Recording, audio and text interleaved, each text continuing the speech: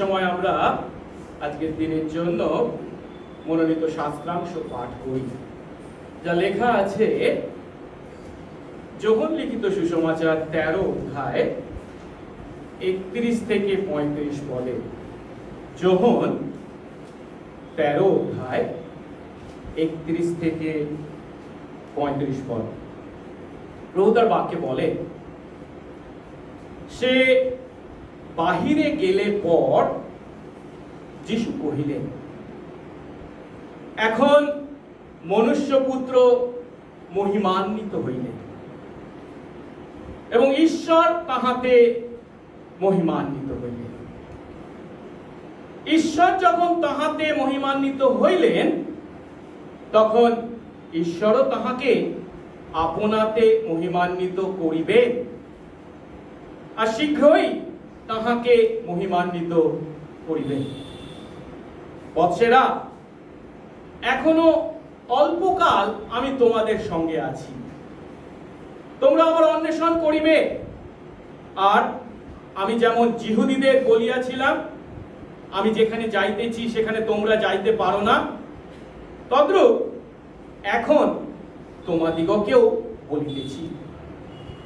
এক নতুন আজ্ঞা আমি তোমাদিগকে দিতেছি, তোমরা পরস্পর প্রেম করো। আমি যেমন তোমাদিগকে প্রেম করিয়াছি, তেমনি তোমরাও পরস্পর প্রেম করো।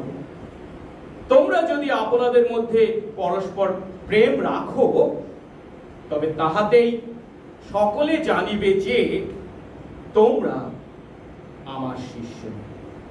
আমেন। প্রার্থনা করি। পবিত্র মঙ্গলময় স্বর্গস্থ পিতা, তোমার ধন্যবাদ, তোমার প্রশংসা ও গৌরব করি যে তোমার অনুগ্রহে তোমার কতিপয় সন্তান, তোমার দাস দাসী আজ তোমার চরণতলে আমরা উপস্থিত হয়েছি। প্রভু, আমরা এখানে কে কি মন নিয়ে উপস্থিত হয়েছি সবই তুমি জানো প্রভু। এবং প্রভু, তোমার আরাধনা করছি বলে যদিও মিলিত হয়েছে, তবুও এখন আমাদের মনে কি চিন্তা চলছে তাও তুমি জানো প্রভু। প্রভু, তুমি আশীর্বাদ করো, তুমি দয়া করো, অনুগ্রহ করো প্রভু, যেন আমাদের এই বাহ্যিক আকার এবং আন্তরিক মনোভাব তার মধ্যে কোনো পার্থক্য না থাকে, যেন আমরা সত্যি হৃদয় দিয়ে, অন্তর দিয়ে, আত্মা দিয়ে সত্যি আত্মায় তোমার ভজনা করি প্রভু গো। এই সময় যখন আমরা তোমার বাক্য থেকে শিখতে চলেছি, তোমার বাক্য, তোমার কাছ থেকে আমরা শুনতে চাই, জানতে চাই প্রভু, তোমার বাক্য জ্ঞানে গ্রহণ করতে, এবং শুধু শোনা নয়, এক কান দিয়ে ঢোকা অন্য কান দিয়ে বেরিয়ে যাওয়া নয়, তা যে আমাদের জীবনের পাথেয়, তা যে আমরা কিভাবে জীবন যাপন করব তার পথ নির্দেশনা, সেই জ্ঞানে প্রভু গো আমরা যেন তা গ্রহণ করি, ভালোবাসি তোমার সেই বাক্যকে, এবং সেই বাক্য অনুসারে আমরা জীবন যাপন করি। তোমার বাক্য যখন আমাদেরকে আদেশ করে, বিভিন্ন আজ্ঞা দেয় প্রভু গো, তা তোমার আজ্ঞা জ্ঞানে আমরা যেন পালন করি, আশীর্বাদ করি। বিশেষ করে প্রভু, আজ যখন আমরা তোমার সেই বাক্য তথা তোমার সেই আদেশ যা তুমি তোমার শিষ্যদেরকে তথা আজ আমাদেরকে দিয়েছ, তোমরা পরস্পর প্রেম করো। এবং প্রভু, তুমি যে কেবল সেই আদেশ আমাদেরকে দিয়েই ক্ষান্ত হয়েছিলে তা নয়, তুমি নিজে সেই প্রেমে আমাদেরকে প্রেম করেছো। তোমার সন্তান যদি হয়ে থাকি আমরা প্রত্যেকে, আমরা সেই তোমার প্রেমের স্পর্শ পেয়েছি। দয়া করো, তোমার সেই প্রেমের স্পর্শে যারা আমরা আমাদের জীবন যাপন করছি, সেই উপলব্ধি, সেই অনুভূতি আমাদের আছে, আমরা যেন তোমার অনুকরণে একে অন্যকে ভালোবাসি। দয়া করো, যিশু নামে এই প্রার্থনা চাই, আমেন। আমরা বসবো।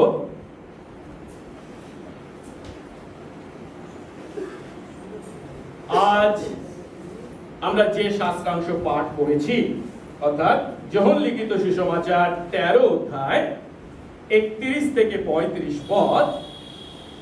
আসলে প্রথমে এই শাস্ত্রাংশের প্রেক্ষাপট, অর্থাৎ কখন এই কথাগুলি যিশু বলেছিলেন তা উপলব্ধি করি। যিশু এই পৃথিবীর মাটিতে মাত্র 33.5 বছর কাটিয়েছিলেন, আর সেই পার্থিব জীবনের শেষ লগ্নে তিনি এসে উপস্থিত হয়েছেন। এটি হলো তার পার্থিব জীবনের শেষ সন্ধ্যা। আমরা জানি শুক্রবার তিনি ক্রুশবিদ্ধ হয়ে মারা গিয়েছিলেন। এটা হলো তার আগের দিন, বৃহস্পতিবার সন্ধ্যা, যে সন্ধ্যায় তিনি তার শিষ্যদের সঙ্গে শেষ ভোজ পালন করেছেন, যেখানে তিনি নিস্তার পর্বকে প্রভুর ভোজে রূপান্তরিত করেছেন। তিনি সেই উপরের কুঠরিতে তার শিষ্যদের সঙ্গে তার শেষ বা অন্তিম সময় বা অন্তিম লগ্ন কাটাচ্ছেন। তিনি আরো ভালো করে জানেন আর মাত্র কয়েক ঘন্টা পর তাকে ক্রুশবিদ্ধ হয়ে মরতে হবে। অর্থাৎ মৃত্যুর পূর্ব মুহূর্তে যে সামান্য কয়েকটি ঘন্টা তার কাছে অবশিষ্ট আছে তার শিষ্যদের সঙ্গে কাটানোর জন্য, তখন তিনি কতখানি গুরুত্বপূর্ণ কথা তার শিষ্যদেরকে শোনাচ্ছেন, বলছেন, তার ইচ্ছার কথা তার শিষ্যদেরকে জানাচ্ছেন। আমরা জানি যখন কেউ মৃত্যুর মুখোমুখি হয় তখন সে তার শেষ ইচ্ছা, তার লাস্ট উইল তার কাছের লোকদেরকে জানিয়ে থাকে। আজ আমরা যিশুর মুখ থেকে এই যে কথাগুলো শুনছি, এটা হচ্ছে তার last will for his disciples, তার শিষ্যদের জন্য, তার সন্তান আমাদের জন্য তার শেষ ইচ্ছা কতখানি গুরুত্বপূর্ণ। তিনি তার শিষ্যদের সঙ্গে শেষ ভোজ পালন করেছেন।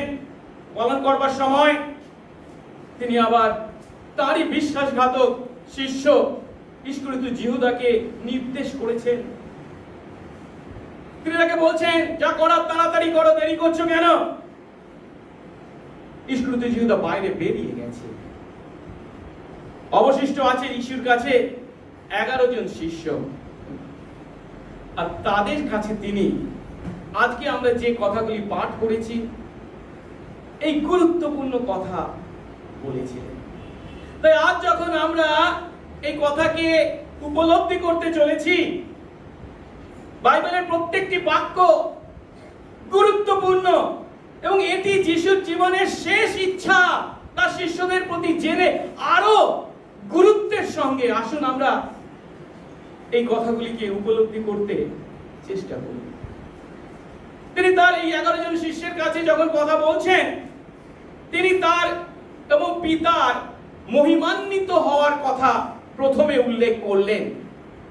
31 পদ, সে অর্থাৎ জিহুদা ইস্করিত বাইরে গেলে পর যিশু বললেন, এখন মনুষ্যপুত্র মহিমান্বিত হলেন এবং ঈশ্বরও তাতে মহিমান্বিত হলেন।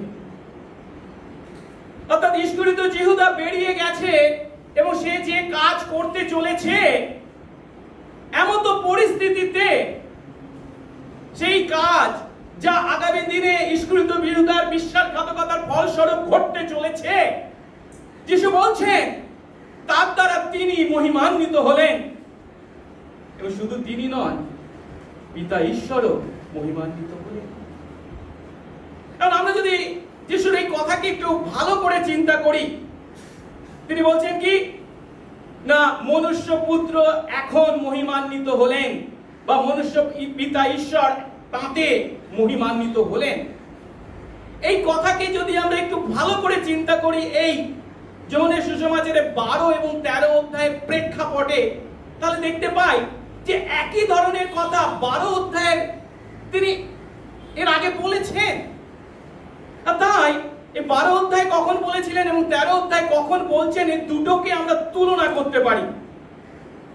12 অধ্যায় যখন আমরা 20 থেকে 32 পদ পাঠ করি, সেখানে দেখতে পাই যিশুর সঙ্গে সাক্ষাৎ করতে কিছু ভিন জাতির মানুষ তথা গ্রিকরা এসেছিলেন। আর যিশু যখন সেই খবর পেয়েছেন যে তার সঙ্গে সাক্ষাৎ করতে অইহুদি ভিন জাতির মানুষরা এসেছেন, তখনও তিনি একই কথা বলেছিলেন, এখন সময় উপস্থিত মনুষ্যপুত্রের মহিমান্বিত হওয়ার। আর ঠিক এখানে জিহুদা যখন বাইরে গেছে, সে তার কাজ করতে চলেছে, বিশ্বাসঘাতকতার কাজ, তখনও তিনি একই কথা বলছেন, তিনি মহিমান্বিত হলেন। অর্থাৎ উভয় ঘটনার পরে যিশু তার এবং পিতার মহিমান্বিত হওয়ার কথা বলছেন। একটু দেখি কোথায় কোথায় বলেছেন। 12 অধ্যায় 23 পদে বলা হয়েছে, গ্রিকরা আসবার পর যিশু বলছেন, তখন যিশু তাদের অর্থাৎ শিষ্যদের উত্তর দিয়ে বললেন, সময় উপস্থিত যেন মনুষ্যপুত্র মহিমান্বিত হয়। একই কথা, মনুষ্যপুত্রের মহিমান্বিত হওয়ার কথা। 27 পদে আরো স্পষ্ট করে বলছেন, কেন, কিসের দ্বারা? এখন আমার প্রাণ উদ্বিগ্ন হয়েছে, এতে কি বলবো, পিতা এই সময় থেকে আমাকে রক্ষা করো। কিন্তু এরই জন্য আমি এই সময় পর্যন্ত এসেছি। এই সময়টা কিসের সময়? কোন সময়ের জন্য তার প্রাণ উদ্বিগ্ন? কোন সময়ের জন্য এত দূর পর্যন্ত তিনি এসেছেন? স্পষ্ট করে 31-32 পদে বলা হচ্ছে 12 অধ্যায়, এখন এই জগতের বিচার উপস্থিত, এখন এই জগতের অধিপতি বাইরে নিক্ষিপ্ত হবে, আর আমি মাটি থেকে উচ্চীকৃত হলে সকলকে আমার কাছে আকর্ষণ করব। 33 পদে আরো স্পষ্ট করে বলছেন, এর দ্বারা তিনি কিভাবে কোন মরণে মরবেন তা বর্ণনা করলেন। এখানে আমাদেরকে বুঝতে হবে, 32 পদে তিনি যখন বলছেন মাটি থেকে উচ্চীকৃত হলে, যিশুকে যখন ক্রুশে টাঙানো হবে, তার অর্থ তাকে মাটি থেকে তোলা হবে।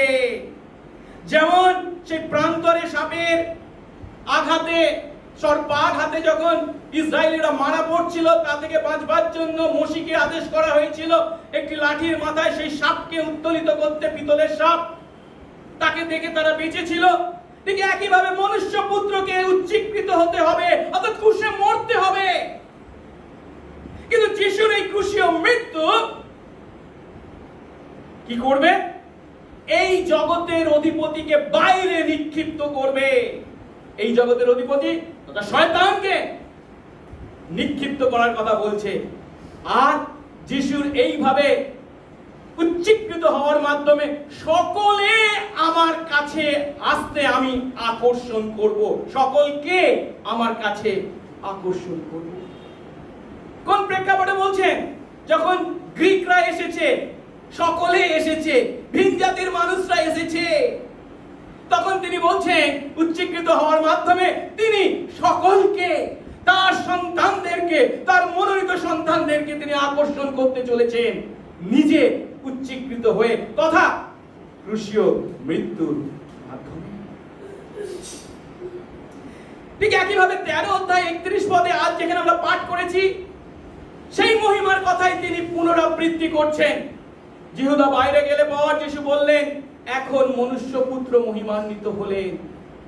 ঈশ্বর তাতে মহিমান্বিত হলেন। ঈশ্বর তাতে যখন মহিমান্বিত হলেন, তখন ঈশ্বরও তাকে নিজের দ্বারা মহিমান্বিত করবেন, আর শীঘ্রই তাকে মহিমান্বিত করবেন। অর্থাৎ 13 অধ্যায়ে সেই একই কথা।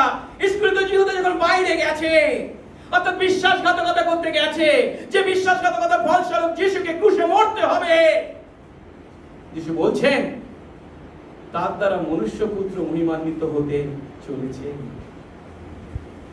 পিতা ঈশ্বর মহিমান্বিত হলেন। এখন হয়তো কারোর একটু প্রশ্ন মনে জাগতে পারে, সেটা হচ্ছে কি, 31 পদে বলছে কি এখন মনুষ্যপুত্র মহিমান্বিত হলেন, কিন্তু 32 পদে বলছেন কি ঈশ্বর তাকেও নিজের দ্বারা মহিমান্বিত করবেন। মহিমান্বিত হলেন মানে হচ্ছে অতীতকাল, পাস্ট টেন্স, আর নিজের কাজে দ্বারা মহিমান্বিত করবেন মানে হচ্ছে কি ফিউচার টেন্স, ভবিষ্যৎকাল। তাই হয়তো কেউ এর ব্যাখ্যা করতে পারি কি, শুক্রবার তিনি মরবেন, তার মৃত্যুকে বর্ণনা করা হয়েছে, তার দ্বারা মহিমান্বিত হলেন, এবং মহিমান্বিত করবেন মানে তিনি মহিমান্বিত হবেন। পিতা ঈশ্বর তাকে মহিমান্বিত করে কিভাবে? পুনরুত্থান, অর্থাৎ রবিবার দিন যখন তিনি পুনরুত্থিত হবেন, তখন তিনি পিতার দ্বারা মহিমান্বিত হবেন। না, এ ব্যাখ্যা ঠিক নয়। এখানে এই মহিমান্বিত হলেন বা মহিমান্বিত করবেন, এই দুটোর দ্বারাই একই ঘটনাকে নির্দেশ করা হয়েছে। সেটা কি? যিশুর ক্রুশীয় মৃত্যু।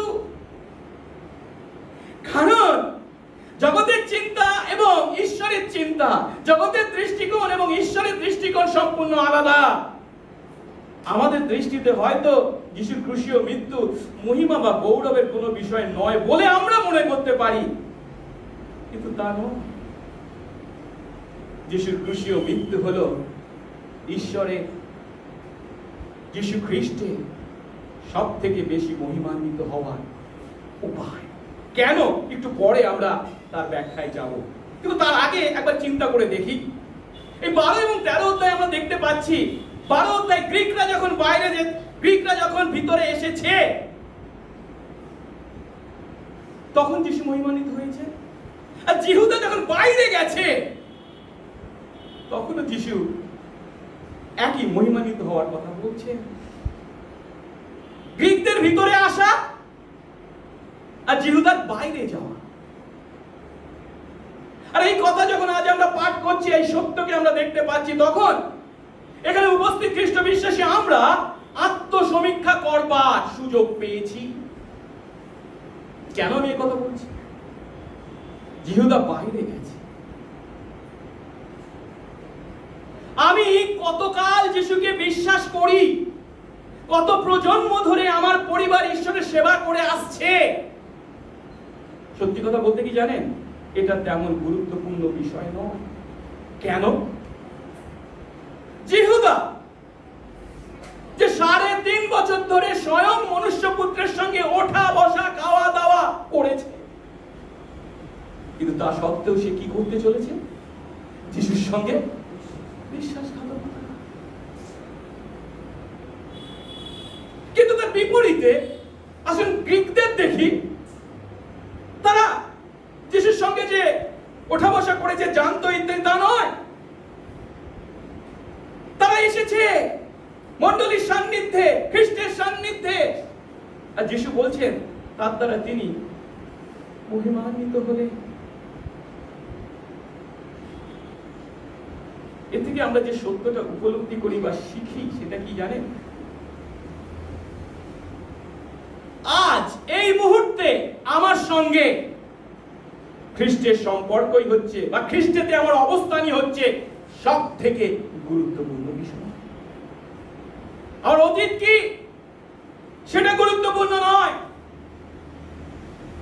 আর তাই আমরা বাইবেলে একের পর এক বিভিন্ন চরিত্রকে দেখতে পাই যারা অতীতে মারাত্মক একজন ছিলেন, কিন্তু খ্রিস্টের সান্নিধ্যে এসে কিভাবে তারা পরিবর্তিত হয়েছে। এই বর্তমান আমরা যেন জিহুদের মতো বাইরে যাওয়ার লোক না হই, গ্রিকদের ন্যায় ভিতরে আসার লোক হই এবং সত্যিকারে যেন ভিতরে আসি, সত্যি করে তাকে চিনি, তাকে জানি, তাকে বিশ্বাস করি, তার ভালোবাসার স্বাদ ভোগ করি। এখন এই গ্রিকদের ভিতরে আসা এবং জিহুদের বাইরে যাওয়া দুটো ঘটনা বা কাজের সঙ্গেই কোনটা সম্পর্কিত আমি বলেছি, যার জন্য তিনি মহিমান্বিত হয়েছেন, তার ক্রুশীয় মৃত্যু। 12 অধ্যায় তাই বলছে, মনুষ্যপুত্রকে উচ্চীকৃত হতে হবে, তার দ্বারা তিনি মহিমান্বিত হবেন। আর এখানেও ইস্করিয়ত যে বাইরে গেছে বিশ্বাসঘাতকতা করতে, যার দ্বারা যিশু ক্রুশে মরতে চলেছে। এখন আমাদেরকে যেটা উপলব্ধি করতে হবে যে যিশু খ্রিস্ট তার ক্রুশীয় মৃত্যুর দ্বারা কিভাবে মহিমান্বিত হতে পারেন, গৌরবান্বিত হতে পারেন। আমরা সাধারণত চিন্তা করি কি, যখন আমরা কোনো এক মারাত্মক সমস্যার মধ্যে পড়ি, মারাত্মক রোগাক্রান্ত হই, মারাত্মক দুর্ঘটনায় পড়ি, তখন আমি যদি অলৌকিকভাবে উদ্ধার পেয়ে থাকি, তবে না ঈশ্বরের মহিমা, তবে না ঈশ্বরের গৌরব। কিন্তু এখানে তো যিশু ঠিক তার বিপরীত ঘটনা ঘটছে। তিনি জানেন তাকে ক্রুশে মরতে হবে, লোকেরা তাকে মারবে।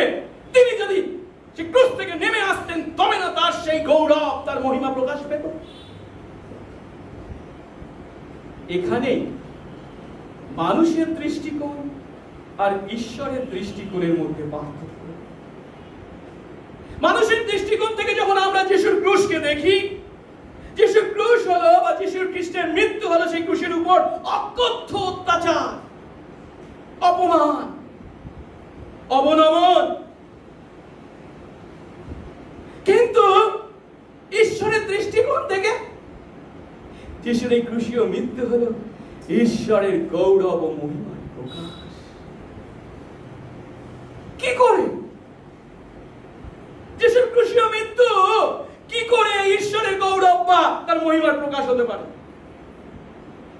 যিশুর ক্রুশীয় মৃত্যু ঈশ্বরের গৌরব বা মহিমার প্রকাশ কারণ কি জানেন? কারণ হলো এমন মৃত্যুর দ্বারা বাধ্যতা ও প্রেমের শ্রেষ্ঠ নিদর্শন তিনি আমাদের কাছে উপস্থিত করেছেন। এই ক্রুশ কতখানি জঘন্য, কতখানি মারাত্মক তা আমরা ভালো করে উপলব্ধি করি, এবং কাদের জন্য তিনি মরছেন তাও আমরা জানি। তবুও তিনি যখন তাদের জন্য মরলেন, সেই জঘন্য দুর্গন্ধযুক্ত ক্রুশকে গ্রহণ করলেন। তার মাধ্যমে যে ভালোবাসার প্রকাশ পেয়েছে, সেই ভালোবাসার মহত্ব, শ্রেষ্ঠত্ব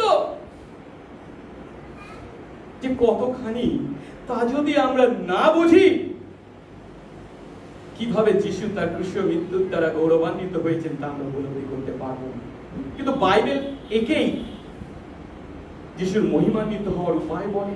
একটু আগে 12 অধ্যায় 32-33 পদে আমরা দেখেছি, আর আমি মাটি থেকে উচ্চীকৃত হলে, মানে ক্রুশীয় মরলে, সকলকে আমার কাছে আকর্ষণ করব। যে উদ্দেশ্যে তিনি আগত হয়েছেন এই পৃথিবীর মাটিতে তা পূর্ণ করবেন। আর এই উচ্চীকৃত হওয়ার মানে কি? তিনি কিরূপ মরণে মরবেন তা তিনি বর্ণনা করলেন। মৃত্যুর দ্বারাই তিনি গৌরবান্বিত হয়েছেন।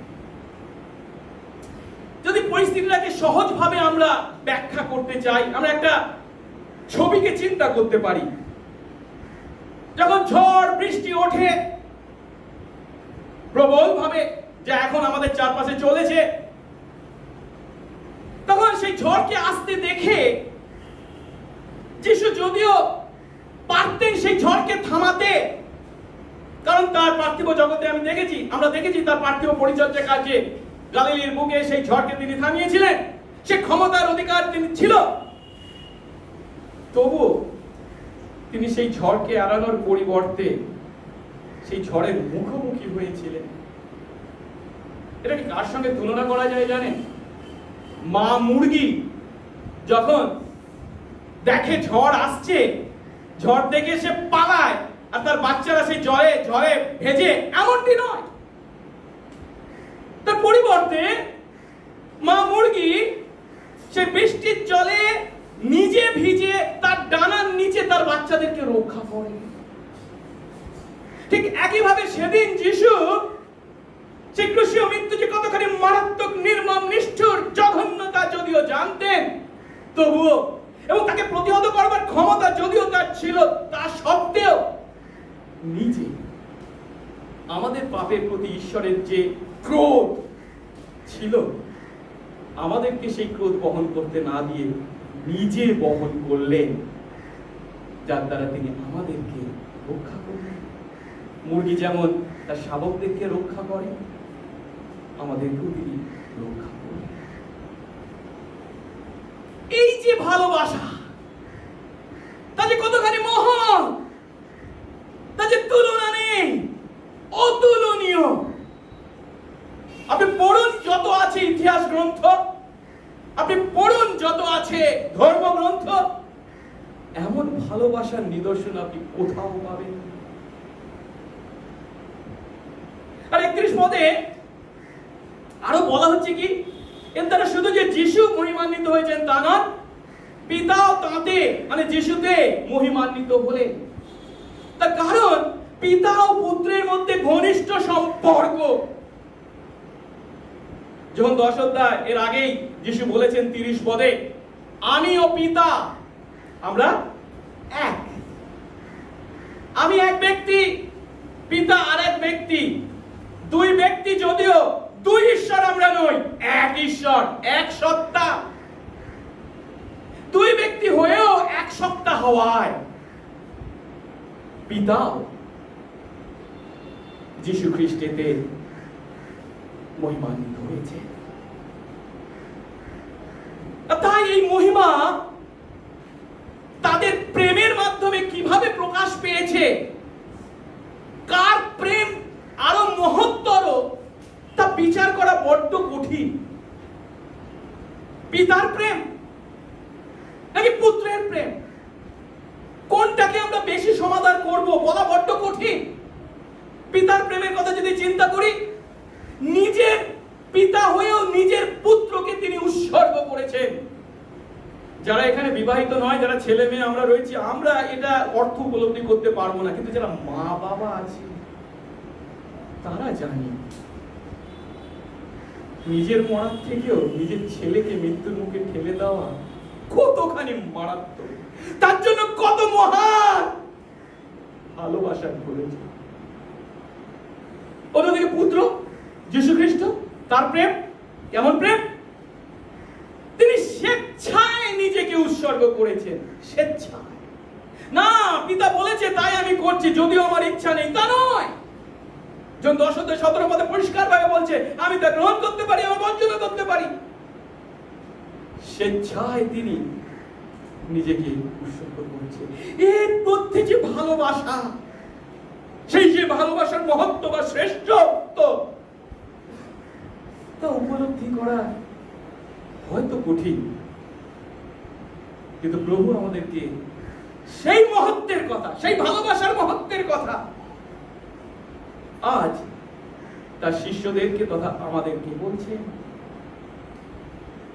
এই যে প্রেমের মহত্বের দ্বারা একাধারে পিতা এবং পুত্র মহিমান্বিত হতে চলেছেন, সেই প্রেমের মহত্বের কথা যিশু তার ঘনিষ্ঠ বন্ধুদের তথা শিষ্যদের জানাতে তার জীবনের এই অন্তিম মুহূর্তকে বেছে নিয়েছে, শেষ মুহূর্ত।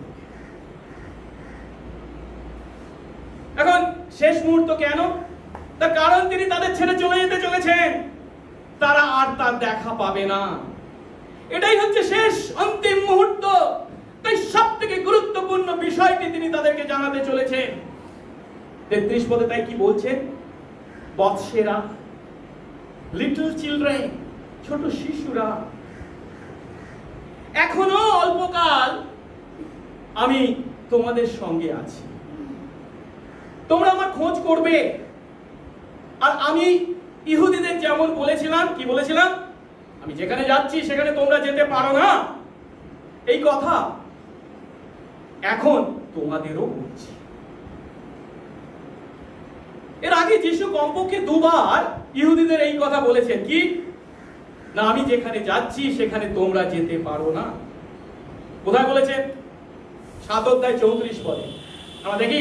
7:34 পদে যিশু বলছেন তাদেরকে, ইহুদিদেরকে বলছেন, তোমরা আমাকে খুঁজবে কিন্তু আমাকে পাবে না, আর আমি যেখানে যাচ্ছি সেখানে তোমরা আসতে পারো না।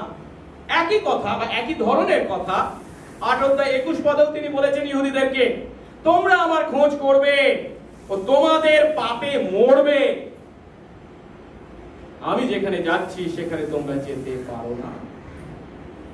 এই 7:34 এবং 8:21 এই দুটি কথা কাদেরকে? ইহুদিদেরকে বলেছিলেন। কিন্তু একটু আগে আমরা 13:33 পদ যেটা দেখলাম, ছোট শিশুরা বলে যাদেরকে সম্বোধন করেছেন, তখন কিন্তু তার শিষ্যদেরকে এই কথা বলেছেন, আমি যেখানে যাচ্ছি সেখানে তোমরা যেতে পারো না। এখন এই ইহুদিদের প্রতি তিনি যা বলেছিলেন এবং শিষ্যদেরকে যে কথা বলছেন প্রায় একই কথা, যদিও এবং এর প্রতিক্রিয়া, যিশুর এই কথার প্রতি প্রতিক্রিয়াও প্রায় একই। কারণ ইহুদিদেরকে যখন এই কথা বলা হয়েছিল, ইহুদিরা তা কিছু বুঝতে পারেনি। কি এ কি গ্রিকদের মধ্যে চলে যাবে, কোথায় গিয়ে লুকিয়ে থাকবে, আমরা কি ধরতে পারবো না, এই চিন্তা করেছিল। এখানে শিষ্যরাও যিশুর সেই কথা শুনে বেশ হতবুদ্ধি হয়েছে, কিন্তু পার্থক্য একটা আছে। পার্থক্যটা কি? ইহুদিদেরকে যখন বলেছিলেন আমি যেখানে যাচ্ছি তোমরা সেখানে যেতে পারো না, তার সঙ্গে তিনি আরো কি যুক্ত করেছিলেন? কিন্তু তোমরা আমাকে পাবে না, যেটা আমি লাল রং দিয়ে হাইলাইট করেছি। আর কি বলেছিলেন? তোমরা তোমাদের পাপে মরবে। কিন্তু এমন কথা কি তিনি তার শিষ্যদেরকে বলেছেন আমি যেখানে যাচ্ছি তোমরা সেখানে যেতে পারো না, তাই আমাকে পাবে না, তোমরা তোমাদের পাপে মরবে? না, পরিবর্তে ঠিক তার বিপরীত কথা তিনি তার শিষ্যদেরকে বলেছেন। এই যখন উপরের কুঠুরিতে তার শেষ সময় তিনি তার শিষ্যদের সঙ্গে কাটাচ্ছেন, যা এই যোহনের সুসমাচারের এই অধ্যায়গুলিতে 13 থেকে 17 অধ্যায়গুলিতে বর্ণনা করা হয়েছে, সেখানে তিনি কি বলেছেন? পিতরকে বলছেন 13 অধ্যায় 36 পদে, সিমন পিতর তাকে বললেন, প্রভু আপনি কোথায় যাচ্ছেন? যিশু কি উত্তর দিলেন, আমি যেখানে যাচ্ছি সেখানে তুমি এখন আমার পিছনে যেতে পারো না, এখন যেতে যদিও পারো না কিন্তু পরে যেতে পারবে। শুধু তাই নয়, এরপর 14 অধ্যায় 2-3 পদে তিনি আরো স্পষ্ট করে তার শিষ্যদেরকে বলছেন, তোমাদের হৃদয় উদ্বিগ্ন না হোক, ঈশ্বরে বিশ্বাস করো, আমাদেরও বিশ্বাস করো। আমার পিতার গৃহে অনেক বাসস্থান আছে, যদি না থাকতো তোমাদের বলতাম, কারণ আমি তোমাদের জন্য স্থান প্রস্তুত করতে যাচ্ছি। এবং তারপরে বলছে, আমি যেখানে থাকি যেন তোমরাও সেখানে থাকো। ইহুদিদেরকে বলেছেন তোমরা আমাকে পাবে না, কিন্তু শিষ্যদেরকে বলছেন কি, আমি যাচ্ছি তোমাদের জন্য স্থান প্রস্তুত করতে, যেন আমি যেখানে থাকি তোমরাও সেখানে থাকো, তার সঙ্গে থাকবো। আরো বলেছেন, যদি আমরা 14 অধ্যায় 19 পদ দেখি, আর অল্পকাল গেলে জগৎ আর আমাকে দেখতে পাবে না, কিন্তু তোমরা দেখতে পাবে। ইহুদিদেরকে বলেছিলেন দেখতে পাবে না, কিন্তু তোমরা দেখতে পাবে, কারণ আমি জীবিত আছি, এই জন্য তোমরাও জীবিত থাকবে। এ কথা ঠিক। তিনি যখন মারা যাবেন শুক্রবার, পুনরুত্থিত হবেন রবিবার, এর মধ্যবর্তী সময় তিনি যে পিতার কাছে গেছেন, তখন কিন্তু তারা তাকে দেখতে পায়নি, শিষ্যরাও দেখতে পায়নি, কিন্তু পুনরুত্থিত হওয়ার পর কিন্তু তোমরা দেখতে পাবে, তা পূর্ণ হয়েছে। তার শিষ্যরা দেখতে পেয়েছে তাকে, পুনরুত্থিত হয়ে তার শিষ্যদেরকে তিনি দেখা দিয়েছেন। আরো বলছেন ওই অধ্যায়েরই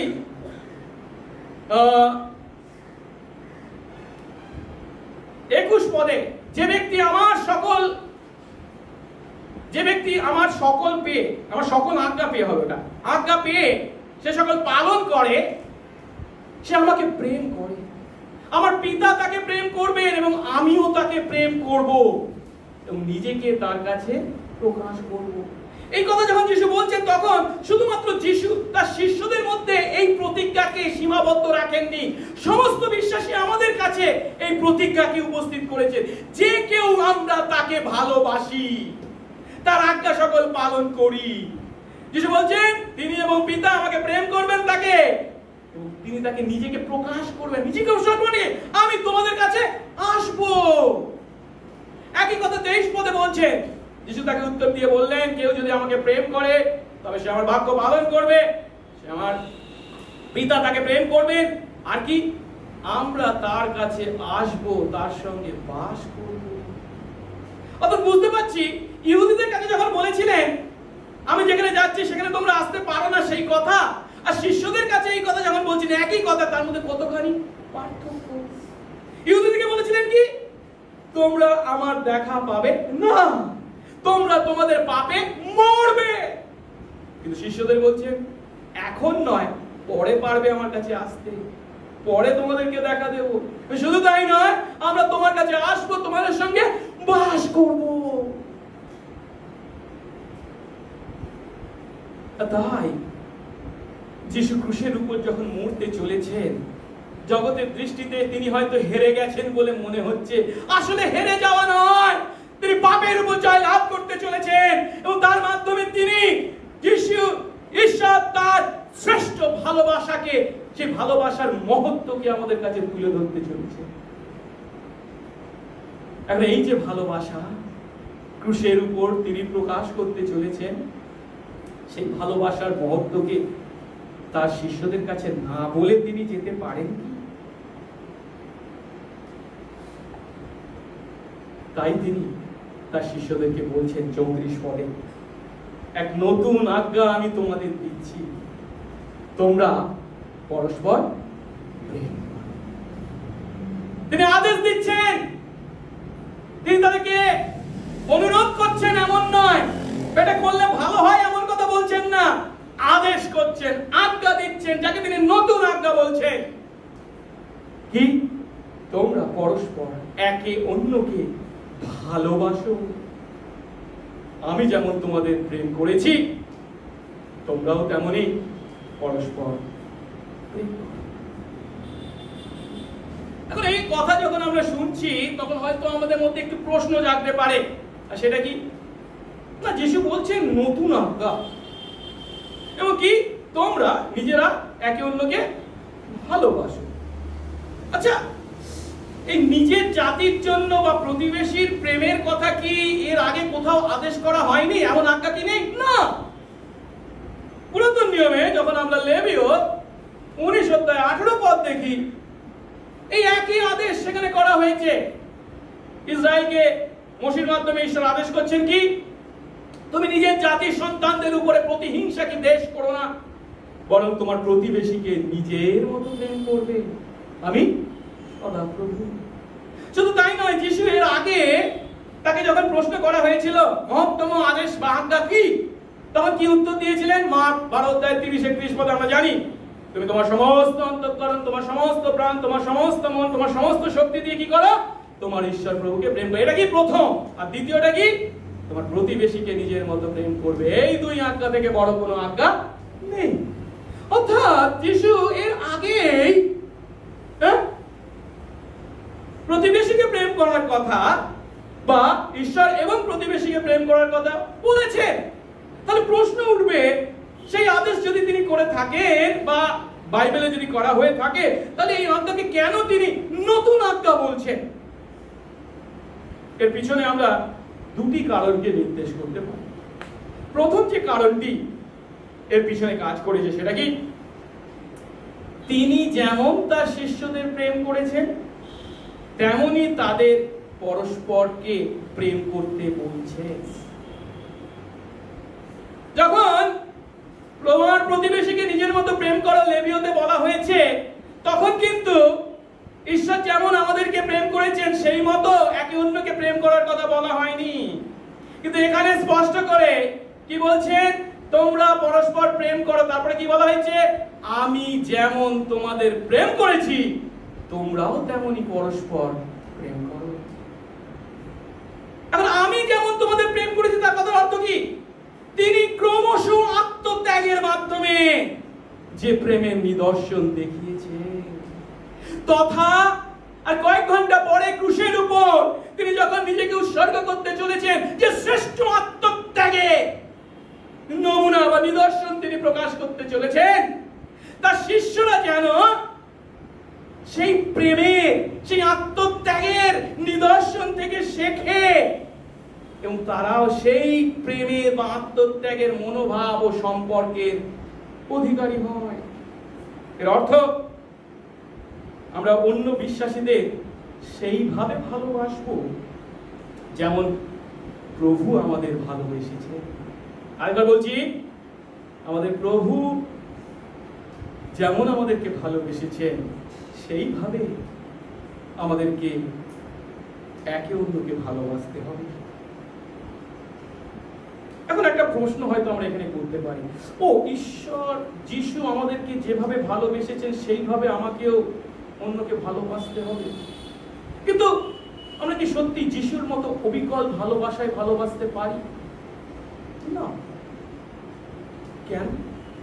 কারণ আমরা জানি তিনি আমাদেরকে এতখানি ভালোবাসলেন যে আমাদের পাপের প্রায়শ্চিত্ত করলেন তিনি নিজে ক্রুশের উপরে। ও তাহলে আমাদের ভাই যখন কোনো পাপ করে আমি তার জন্য প্রায়শ্চিত্ত করতে পারি, এমন চিন্তা যেন আমাদের মধ্যে কখনো না আসে। আমরা কখনো কারোর পাপের প্রায়শ্চিত্ত করতে পারি না। যদিও আমরা তার ন্যায় অন্যদের পাপের প্রায়শ্চিত্ত করতে পারি না, ঠিক কথা, তবু আমরা তার ন্যায় কি করতে পারি জানেন? আমাদের বন্ধুদের জন্য আমাদের নিজেদের প্রাণ পর্যন্ত উৎসর্গ করতে ইচ্ছা প্রকাশ করতে পারি। কারণ যিশু নিজে কি বলেছেন? যোহন 15 অধ্যায় 13 পদে, যে কেউ নিজের বন্ধুর জন্য নিজের প্রাণ সমর্পণ করে এর থেকে বেশি প্রেম কারণ নেই। বন্ধুর জন্য নিজের জীবন উৎসর্গ করবার যে প্রেম, তিনি আমাদের বন্ধু হয়ে বন্ধু, আমাদের জন্য তিনি যে জীবন উৎসর্গ করেছেন, আমাদের মধ্যে সেই ইচ্ছা যেন থাকে। শুধু তাই নয়, আরো একটা বিষয়কে আমরা এখানে স্মরণ করতে পারি। সেটা কি? আমাদের মধ্যে যখন কোনো দুর্বলতা দেখি, কোনো দুর্বলকে দেখি, দুর্বল বিশ্বাসীকে দেখি, আমরা যেন তার সেই দুর্বলতায় তার সঙ্গে কি হতে পারি? সমব্যথী হতে পারি। ইব্রিয় 4:15 বলে, আমরা এমন একজন মহাযাজককে পাইনি, অর্থাৎ আমরা পেয়েছি এমন একজন মহাযাজক যিনি যীশু খ্রিস্ট। তিনি কেমন? যিনি আমাদের দুর্বলতা ঘটিতে দুঃখে দুঃখিত হতে পারেন না। আমাদের মহাযাজক বা যীশু এমন নয় যে আমাদের দুর্বলতা ঘটিত দুঃখ দেখে তিনি দুঃখিত হন না। না, তিনি হচ্ছেন এমন মহাযাজক, যীশু হচ্ছেন এমন ব্যক্তি, তিনি আমাদের দুর্বলতা ঘটিত দুঃখে নিজে দুঃখিত হন। যার অর্থ, তার অনুকরণে যদি আমরা তাকে দেখে যদি শিখি, আমাদের মধ্যেও যাদের দেখতে পাই যারা দুর্বলতা ঘটিত দুঃখে দুঃখিত হয়ে আছে, আমরা যেন তাদের সঙ্গে দুঃখিত হই। সহজ কথায়, আমাদের মণ্ডলী যেন অনুতপ্ত পাপীদের জন্য ক্ষমা, ভালোবাসা ও উৎসাহ লাভের স্থান হয়। আরেকবার বলছি, আমাদের মণ্ডলী যেন অনুতপ্ত পাপীদের জন্য ক্ষমা, ভালোবাসা ও উৎসাহ লাভের স্থান হয়। আমাদের মণ্ডলীতে নতুন যখন কেউ আসে, অন্বেষী ভাই, তখন যদি আমরা তাকে দেখি, জানিস ও কি করেছে, ওর নামে কটা রেকর্ড আছে, কত কি করে বেরিয়েছে, ইত্যাদি ইত্যাদি। বা বিশ্বাসী আমাদের মধ্যেও যদি কেউ কোনো মারাত্মক পাপ করে বসে, পরে অনুতপ্ত হয়ে মণ্ডলীতে ফিরে আসে, আর সে যদি দেখে যে সবাই তাকে এড়িয়ে যাচ্ছে, মণ্ডলীতে তাকে ক্ষমা করবার, ভালোবাসবার, উৎসাহ জাগাবার কেউ নেই, ঠিক সেই মণ্ডলীকে, যে মণ্ডলী আছে এমন মণ্ডলী, এমন অনুতপ্ত পাপীর পাশে সে কাউকে পায় না। এমন মণ্ডলী যিশুর আজ্ঞা পালনে ব্যর্থ হয়েছে। তাই এটা নতুন আজ্ঞা, আমরা যিশুকে দেখে যেন শিখি। আমরা একে অন্যকে ভালোবাসি, আমাদের জ্ঞানে বুদ্ধিতে, আমাদের চিন্তায়, আমাদের পদ্ধতিতে নয়। কাকে দেখে? যিশুকে দেখে, যিনি আত্মত্যাগের চরম নিদর্শন রেখে গেছেন, তার অনুকরণে। দ্বিতীয়ত যে কারণে যিশু এই আজ্ঞাকে নতুন আজ্ঞা বলেছেন, সেটা হলো এই আজ্ঞা তার সেই কাজের উপর স্থাপিত। কোন কাজ? না, তিনি নিজে তার সন্তানদের পরিত্রাণ কার্য সম্পন্ন করবেন বা করেছেন, তার উপরে দাঁড়িয়ে তিনি এই আদেশটা দিচ্ছেন। তিনি নিজে এই কাজ না করে, তার সন্তানদের পাপ থেকে উদ্ধার না করে, তাদেরকে তিনি এই আদেশ পালন করতে বলছেন, এমনটি নয়। এটা হচ্ছে এমন একটা আদেশ যা কিনা আমরা যদি আমাদের পাপ থেকে পরিত্রাণ না পাই, তার সন্তান যদি না হই, আমরা পালন করতে পারি না, কখনো পারি না। ঈশ্বরের সন্তান নয়, যিশুর বিশ্বাসী নয়, তার দ্বারা এই আদেশ পালন করা সম্ভব নয়। যিশু নিজে তার সন্তান আমাদের পাপের প্রায়শ্চিত্ত করেছেন বলে তিনি আমাদেরকে এই আদেশ দিচ্ছেন, আর আমরা তার দ্বারা পাপের পরিত্রাণ পেয়েছি বলে আমরা এই আদেশ পালন করতে পারি। কারণ এটা হচ্ছে এমন আদেশ যার দ্বারা সেই জিরমীয় ভাববাদীর মাধ্যমে যে ভাববাণী করা হয়েছিল তা পূর্ণ হয়েছে। 31:33 বলছে, সেই সকল দিনের পর আমি ইসরায়েল কুলের সঙ্গে এক নতুন নিয়ম স্থাপন করব। একথা সদাপ্রভু বলেন কি? আমি তাদের হৃদয়ে আমার বিধান দেব ও তাদের হৃদয়ে তা লিখব। পাথরের উপর লেখা, বাইবেলে বা কাগজে লেখা আছে কটা বিধান দেখে দেখে আমরা তা পালন করছি, তা নয়। এই বিধান তিনি আমাদের হৃদয়ে লিখেছেন, হৃদয়কে পরিবর্তিত করেছেন। পাপ থেকে পরিবর্তিত যদি আমরা হয়ে না থাকি, নতুন জন্ম যদি না পেয়ে থাকি, আমাদের জন্য এই আজ্ঞা নয়। সহজ কথায়,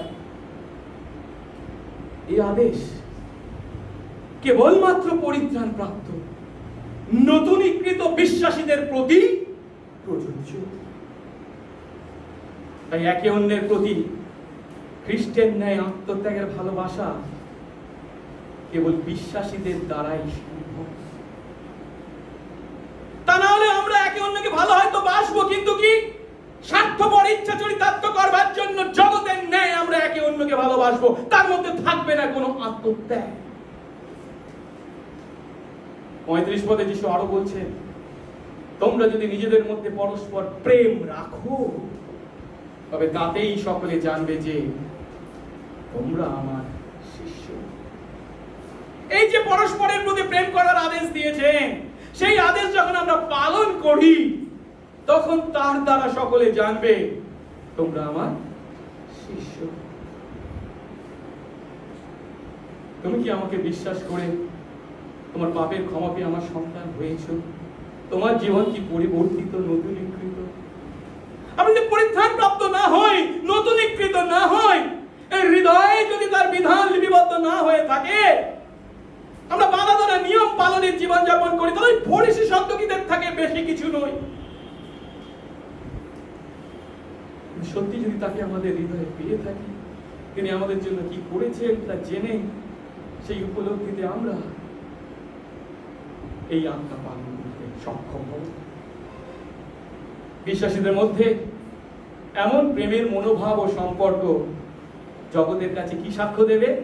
যে যিশু আমাদের পরিত্রাতা, তিনি আমাদের জীবনে পরিত্রাণ কাজ সম্পন্ন করেছেন, এবং আমরাই হলাম এই জগতের মাটিতে তার রাজ্যের, ঈশ্বরের রাজ্যের প্রজা। আমাদের মধ্যে তার উপস্থিতি এবং ক্ষমতা বর্তমান। কিন্তু আরেকটা দিক থেকে আমরা যিশুর এই আদেশকে চিন্তা করতে পারি। কেন? আমরা জানি জগতের মাটিতেও একই ধরনের বিভিন্ন স্লোগান আছে।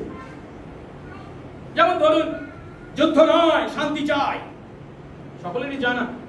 কেউ কেউ বলে আবার, জীবে প্রেম করে যেই জন সেই জন সেবিছে ঈশ্বর। খুব ভালো কথা। আবার প্রেমই শ্রেষ্ঠ ধর্ম, খুব ভালো কথা। এখন এই ধরনের স্লোগানের পাশাপাশি যখন আমরা যিশুর এই আদেশকে দেখি, তোমরা পরস্পর প্রেম করো, যেমন আমি তোমাদের প্রেম করেছি তোমরাও তেমনি পরস্পর প্রেম করো, মনে হয় যেন জগতের সেই স্লোগানগুলোর সঙ্গে যিশুর এই আজ্ঞাও একই দলে, সমগোত্রীয়। কিন্তু সত্যি কি তাই? আসুন এই বিষয়টা একটু চিন্তা করুন। যিশু যখন বলছেন তার শিষ্যদেরকে, আমি তোমাদের যেমন প্রেম করেছি তোমরাও যেন একে অন্যকে তেমন প্রেম করো, আমি যেমন তোমাদের প্রেম করেছি। এর থেকে যিশুটা বলতে চাইছেন সেটা কি? আমি তোমাদের ভালোবেসেছি কেন? যেন তোমরা একে অন্যকে ভালোবাসো। আমাদের ভালোবাসাটা আগে নয়, তার ভালোবাসাটা আগে। তার ভালোবাসার স্বাদ যদি আমরা পেয়ে থাকি, তাহলে আমরা তার সেই ভালোবাসার অনুকরণ করি। তার মানে হচ্ছে আমাদের প্রতি যিশুর ভালোবাসাটা হলো কি কারণ, আর আমরা যখন অন্যদেরকে ভালোবাসছি বা ঈশ্বরকে ভালোবাসি, তখন সেটা হচ্ছে কি ফল। এটা হচ্ছে কজ এন্ড এফেক্ট। কজটা হচ্ছে তার ভালোবাসা আমাদের প্রতি, আর সেই কজ আছে বলে, সেই কারণ আছে বলেই আমরা অন্যদেরকে ভালোবাসি।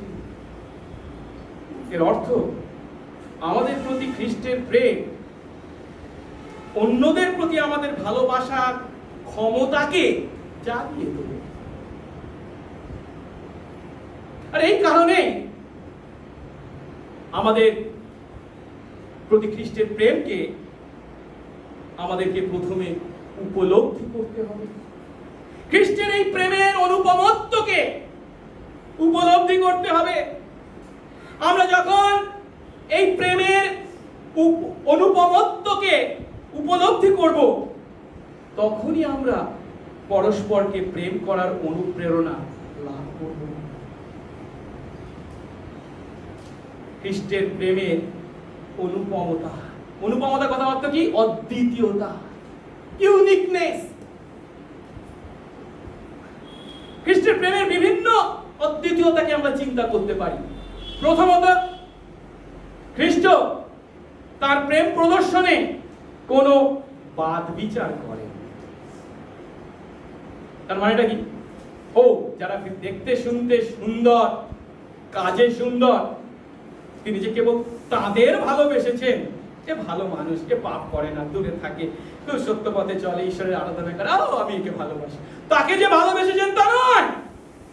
তার পরিবর্তে সমাজের যারা দূরীকৃত, সমাজ থেকে দূর দূর করে দেয় কুষ্ঠরোগী, বা সমাজের দ্বারা যারা ঘৃণিত, অপমানিত, তুচ্ছীকৃত, পাপী, করগ্রাহী, বেশ্যা, সর্বোপরি তিনি আমাদের মতো পাপীদের ভালোবেসেছিলেন।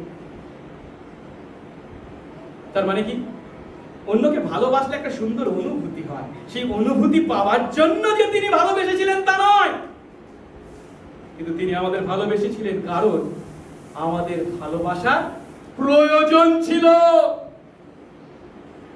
তাই খ্রিস্টের ভালোবাসার একটি অন্যতম গুরুত্বপূর্ণ দিক হলো ভালোবাসার প্রয়োজন আছে এমন লোকদের প্রতি তা অকাতরে প্রদত্ত।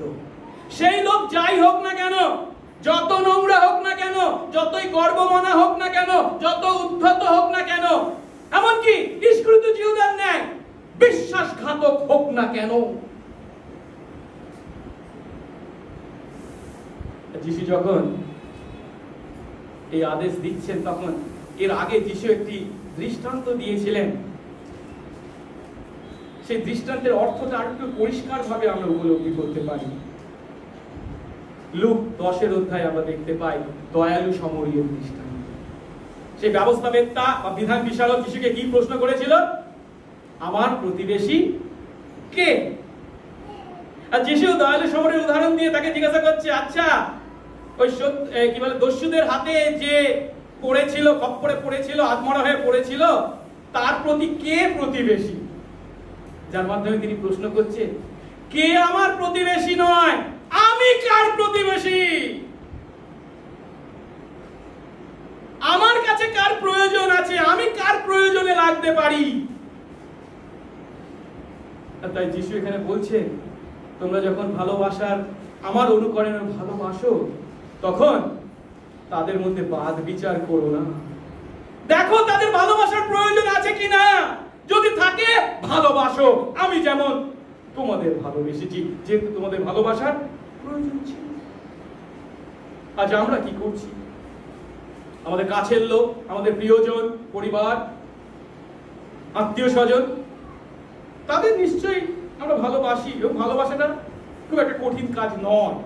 কিন্তু যাদের কথাবার্তা বা আচার ব্যবহার মন্দ, হাজার বলেও যাদের মধ্যে কোনো পরিবর্তন আমরা দেখতে পাই না, যারা সব সময় আমাদের কাজের বিরোধিতা করে, প্রভু আজ আমাদেরকে আদেশ দিচ্ছেন আমরা যেন তার প্রেমে তাদেরও ভালোবাসি। তিনি যেমন আমাদের জন্য চরম ত্যাগ স্বীকার করেছেন, যদি আমরা তা বিশ্বাস করি, আসুন আমরা অন্যদের জন্য চরম নয়, সামান্য কিছু ত্যাগ স্বীকার করি। আমরা কেন ভালোবাসতে চাই না? তার জন্য আমাকে ত্যাগ স্বীকার করতে হবে। ত্যাগ স্বীকার আমরা করতে চাই না, কিন্তু খ্রিস্টের অনুকরণে যদি আমাদেরকে ভালোবাসতে হয়, ত্যাগ স্বীকার মাস্ট। ত্যাগ স্বীকার ছাড়া ভালোবাসা, খ্রিস্টের ভালোবাসায় ভালোবাসা সম্ভব না। তিনি কতখানি ত্যাগ স্বীকার করলেন? ঈশ্বর হয়েও মানুষ হয়ে আসলেন, স্বর্গ ছেড়ে পৃথিবীতে আসলেন, তিনি নিষ্পাপ হয়ে আমাদের পাপ, কতখানি তিনি ত্যাগ স্বীকার করেছেন। আর তার অনুকরণে আমরা ভালোবাসবো, বিন্দু মাত্র ত্যাগ স্বীকার করব না। আমরা জগতের নিয়মে হয়তো ভালোবাসতে পারি, ওই ধরনের যুদ্ধ নয় শান্তি চাই, জীবে প্রেম করে যেজন করছি, প্রেমই সর্বশ্রেষ্ঠ, তার ন্যায় ভালোবাসতে পারি, তার আদেশ পালন করতে পারি। দ্বিতীয়ত, যীশু খ্রিস্টের সেই ভালোবাসার অনুপমত্ব হচ্ছে, খ্রিস্ট কেবল কথায় নয়, কাজের দ্বারা এই ভালোবাসাকে প্রকাশ করেছেন। তিনি যে প্রেমের কথার ফুলঝুরি ঝরিয়েছেন তা নয়, প্রেমের গানের ফোয়ারা প্রদর্শন করেছেন তাও নয়, কাজের দ্বারা বাস্তবে তা তিনি সাধন করেছেন। তাই তিনি আমাদেরকেও চান, আমাদের জন্য তার আদেশ কি? শেষ দিনে যখন বিচার হবে তিনি বলছেন কি? তাদেরকে, সেই সমস্ত যারা ডান দিকে রয়েছে মেষদেরকে কি বলবেন? আমার আশীর্বাদ পাত্রেরা, জগতের পতন সময় থেকে যে রাজ্য তোমাদের জন্য প্রস্তুত করা গেছে, জগৎ পত্তানবধি, মানে জগৎ যখন সৃষ্টি হয়েছিল তখন থেকে তোমাদের জন্য যে রাজ্য প্রস্তুত করা গেছে তার অধিকারী হও। কেন? কারণ কি? তোমরা মুখে আমাকে ভালোবেসেছিলে, খাবার দিয়েছিলে, মুখের কথায়, তাই কি না? তোমরা বাস্তবে খাবার দিয়েছিলে, পান করিয়েছিলে, কাপড় পরিয়েছিলে, তত্ত্বাবধান করেছিলে, আমার কাছে এসেছিলে যখন আমি বন্দী ছিলাম। অর্থাৎ খ্রিস্টের অনুকরণে ভালোবাসা মানে মুখের কথায় ভালোবাসা নয়, বাস্তব কাজের ভালোবাসা। তৃতীয়ত, খ্রিস্টের প্রেমের তৃতীয় অদ্বিতীয়তা বা অনুপমত্ব হলো তিনি শেষ পর্যন্ত ভালোবেসেছেন। শেষ পর্যন্ত প্রেম করেছেন, যাকে ভালোবেসেছেন শেষ পর্যন্ত ভালোবেসেছেন। আর এই কারণেই এই 13 অধ্যায় আমরা পাঠ করেছি তো, যখন 13 অধ্যায় প্রথম পদে কি বলা হয়েছে? জগতে অবস্থিত নিজের যে সকলকে যিশু প্রেম করতেন তাদের শেষ পর্যন্ত প্রেম করবেন। কাদেরকে ভালোবাসতেন? তার শিষ্যদেরকে শেষ পর্যন্ত ভালোবাসতেন। মানে কি? জিহুদা যদিও বেরিয়ে গেছে, তার সঙ্গে বিশ্বাসঘাতকতা করতে চলেছে, তবুও তিনি তাকে শেষ পর্যন্ত ভালোবেসেছিলেন। অর্থাৎ তিনি কখনো তার শিষ্যদের প্রতি বা যাদের ভালোবেসেছিলেন তাদের প্রতি ভালোবাসার হাল ছেড়ে দেননি। শেষ রক্তবিন্দু দিয়ে তিনি তাদের ভালোবেসেছিলেন। জিহুদাকেও তিনি শেষ পর্যন্ত ভালোবেসেছিলেন। এখন এই যে অদ্বিতীয় বিষয়গুলি আমরা দেখলাম, বাদ বিচার না করে ভালোবাসা, তারপর কি দেখলাম? কার মনে আছে? দেখি তো, বলে গেছি এত তাড়াতাড়ি। দ্বিতীয়টা কি দেখলাম? কথায় নয়, কাজে ভালোবাসা। তৃতীয়টা শেষ পর্যন্ত ভালোবাসা।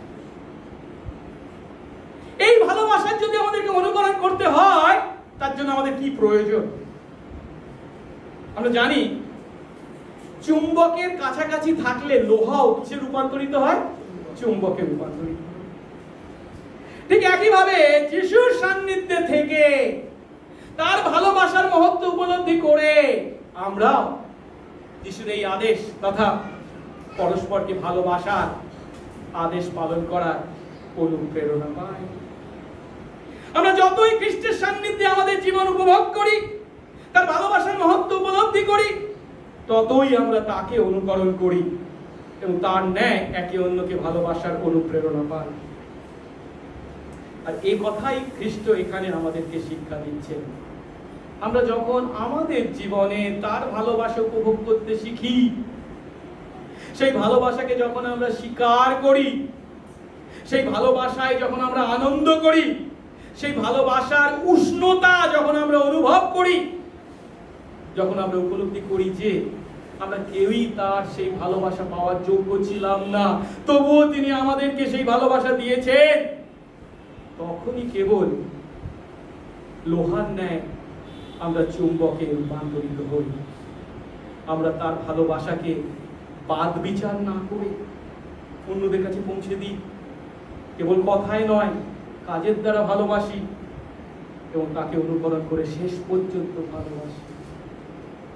অর্থাৎ জীবন পরিবর্তনকারী এই যে ভালোবাসা, এটাই হলো প্রকৃত খ্রিস্টীয় ভালোবাসা। বিগত 2000 বছর ধরে প্রভু এই সত্য তার সন্তানদের জীবনে ক্রমশ প্রকাশ করে চলেছে। অবশ্য যারা নিজেদের খ্রিস্ট বিশ্বাসী বলে পরিচয় দেয়, তারা সকলেই যে এই প্রকার ভালোবাসা প্রদর্শন করতে পারে তা নয়।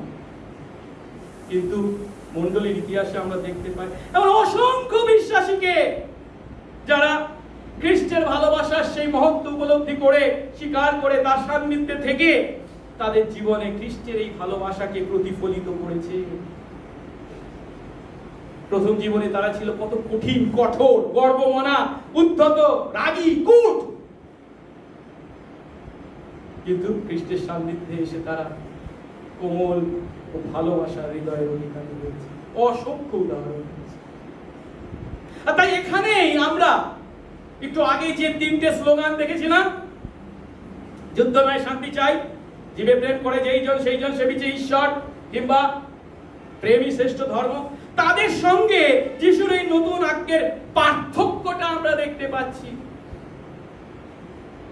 সেটা কি? আমরা যখন খ্রিস্টের সান্নিধ্যে তার প্রেমের মহত্ব উপলব্ধি করি, সেই প্রেম উপভোগ করি, কেবল তখন সেই প্রেমকে অনুকরণ করতে আমাদেরকে শক্তি, সুযোগ ও ক্ষমতা যোগান। প্রথমে আমাদেরকে খ্রিস্টের সান্নিধ্যে আসতে হবে, তার প্রায়শ্চিত্ত কার্যে শুভ ফল ভোগ করতে হবে, নতুনকিত হতে হবে। তবে আমরা তার সেই ভালোবাসার মহত্বকে উপলব্ধি করব, উপভোগ করব। তখন তিনি আমাদেরকে তার প্রেমের অনুকরণ করতে শক্তি, সুযোগ ও ক্ষমতা যোগাবেন। তার মানেটা কি? এর অর্থ আত্মবিশ্বাস নয়। কি বিশ্বাস? খ্রিস্ট বিশ্বাস। পৃথিবীর মানুষরা ওই যে ভালোবাসার কথা বলে, যুদ্ধ নয় শান্তি চায়, জীবে প্রেম করে যেইজন সেইজন সেবিছে ঈশ্বর, কিংবা প্রেমই শ্রেষ্ঠ ধর্ম, তারা আত্মবিশ্বাসের কথা বলে, তাদের নিজেদের ক্ষমতায়, নিজেদের শক্তিতে তারা পালন করার কথা বলে। কিন্তু যিশু যখন বলছেন তোমরা পরস্পর প্রেম করো, আমি যখন তোমাদেরকে প্রেম করেছি, তখন তিনি বলছেন এই প্রেম কেবল তারাই করতে পারে যারা খ্রিস্ট বিশ্বাসী। আত্মবিশ্বাসের দ্বারা নয়, খ্রিস্ট বিশ্বাসের দ্বারা। আমাদের এই হিংসার পৃথিবীকে পরিবর্তিত করা একমাত্র উপায় হলো একে অন্যকে ভালোবাসা। এটা আমরা খুব ভালো করেই জানি। আজ এই পৃথিবীর মাটিতে 2000 বছর ধরে, বা এই পৃথিবীর যতদিন ইতিহাস, যত বছর কি চলেছে? ভালোবাসার বিপরীত ঘৃণা, বিদ্বেষ, হিংসা। তাই তাকে যদি পরিবর্তিত করতে হয়, প্রয়োজন কি? একে অন্যকে ভালোবাসা। কিন্তু তার জন্য সবার আগে কি প্রয়োজন জানেন? আমাদের জীবনে খ্রিস্টের ভালোবাসাকে স্বীকার করা, সেই ভালোবাসাকে অনুভব করা, উপলব্ধি করা, উপভোগ করা। তাই আজ এখানে উপস্থিত আমাদের প্রত্যেকের কাছে সেই প্রশ্ন, আমরা কি তার ভালোবাসার স্পর্শ পেয়েছি? তার ভালোবাসার মহত্ব কি তা আমরা জানি? যদি জেনে থাকি, তার ভালোবাসার মহত্ব যদি উপলব্ধি করে থাকি, তাহলে আসুন তার সেই প্রেমে আমরা একে অন্যকে ভালোবাসি। তার অনুকরণ, বাদ বিচার না করে, বাস্তবধর্মী কাজের দ্বারা এবং শেষ পর্যন্ত একে অন্যকে ভালোবাসি। প্রার্থনা করি। ওই তো মঙ্গলময় স্বর্গস্থ পিতা, তোমার ধন্যবাদ করি প্রভু। আরেকটি বার তুমি আমাদের জীবনে তোমার সেই নতুন আজ্ঞাকে উপলব্ধি করবার সুযোগ দিলে। খ্রিস্ট ধর্ম প্রেমের ধর্ম বলে আমরা সকলেই জানি। প্রেমের সেই শ্রেষ্ঠ নিদর্শন তুমি আমাদের কাছে প্রদর্শন করেছো, তাও হয়তো জানি। কিন্তু সেই প্রেমের মহত্ব কি আমরা উপলব্ধি করি? যে কোনো বাদ বিচার না করে, কথাই নয় কিন্তু কাজের দ্বারা শেষ পর্যন্ত ভালোবেসেছিল। এই পাপী আমাদের যে ভালোবাসা পাওয়ার যোগ্য কেউ আমরা ছিলাম না, তুমি আমাদেরকে তোমার সেই প্রেমে ডুব দিতে তথা সেই প্রেমের মহত্ব উপলব্ধি করতে, উপভোগ করতে বলছো। কারণ সেটাই হলো একমাত্র উপায় যার দ্বারা আমরা তোমার কাছ থেকে অন্যকে ভালোবাসার শক্তি, ক্ষমতা ও প্রেরণা পাই। দয়া করো প্রভু, প্রথমে যেন তোমার সঙ্গে আমাদের সম্পর্ককে আমরা তৈরি করি। পরস্পরকে ভালোবাসা হয় বলে এই সাদেশ পালন করতে গিয়ে আমরা নিজেদের শক্তিতে, ক্ষমতায় তা পালন করবার চেষ্টা না করি। কেউ পারে না, সম্ভব নয়। সবার আগে প্রয়োজন তোমার দ্বারা আমাদের পাপ মুক্তি, তোমার সন্তান হওয়া, তোমার সেই ভালোবাসাকে উপলব্ধি করা। প্রভু গো, তোমার অনুগ্রহ আমাদেরকে দাও, আমাদেরকে তোমার সন্তান করে তোমার হাত ধরে তোমার সেই ভালোবাসার উপলব্ধি দাও, যেন আমরা তোমার অনুকরণে, তোমার শক্তিতে অন্যদের ভালোবাসতে পারি। আত্মবিশ্বাসের দ্বারা নয়, খ্রিস্ট বিশ্বাসের দ্বারা। সঙ্গে সঙ্গে থাকো। যিশু নামে এই প্রার্থনা চাই, আমেন।